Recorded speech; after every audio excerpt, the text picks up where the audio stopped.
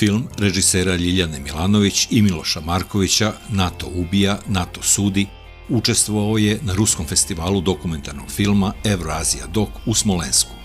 Film, koji je ruskim gledaocima prikazan na velikom ekranu, govori o NATO agresiji na Saveznu Republiku Jugoslaviju i ličnoj sudbini generalnog direktora Radio-televizije Srbije Dragoljuba Milanovića. Producent filma i prevodilac Goran Šimpraga organizovao je uoči projekcije filma online obraćanje i razgovor autora filma sa gledaocima u Rusiji. Я хочу представить коллег, которые сидят рядом со мной. С моей левой стороны первый это Милош Маркович, соавтор фильма, телеведущий, известный югославский сербский телеведущий, который в момент натовских бомбежек был дежурным редактором Белградского телецентра радиотелевидения Сербии. Дама в середине – это режиссер и автор фильма Лиljana Milanović, тоже известная сербская югославская телеведущая, тележурналист. И, конечно, главный герой фильма рядом со мной, Dragoljub Milanović, генеральный директор радиотелевидения Сербии во время натовских бомбежек Югославии, рука президента Югославии Слободана Милошевича в информационной сфере и человек, которого осудили за то, что НАТО разбомбило телецентр в центре Белграда. Film je ostavio snažan utisak na ruske studente.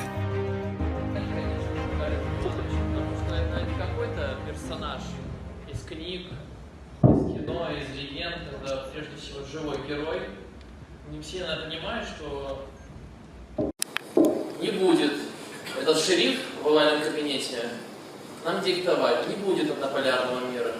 И вы это герой, вот настоящий герой. Вот слава вам, спасибо. Вы дайте нам надежду.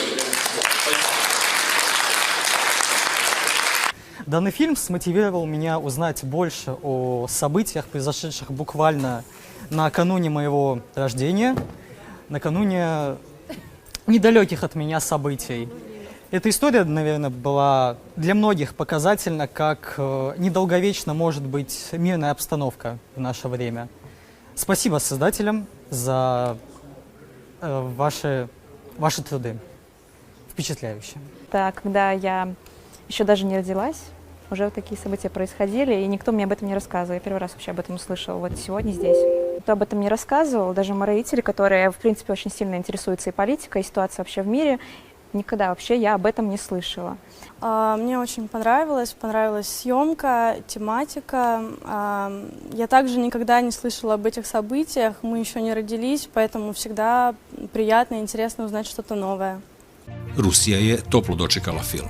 Iako nije bio u takmičarskom delu programa, žiri je odlučio da filmu dodeli specijalnu nagradu predsjednika žirija ovog festivala, dekana Visoke škole za televiziju Moskovskog državnog univerziteta Lomonosov, Vitalija Tretjakova.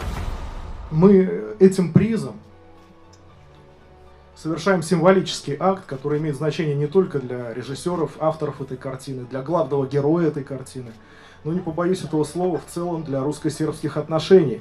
Потому что мы показываем нашим братьям-сербам, что огромная Россия их слышит, смотрит и разделяет их ценности.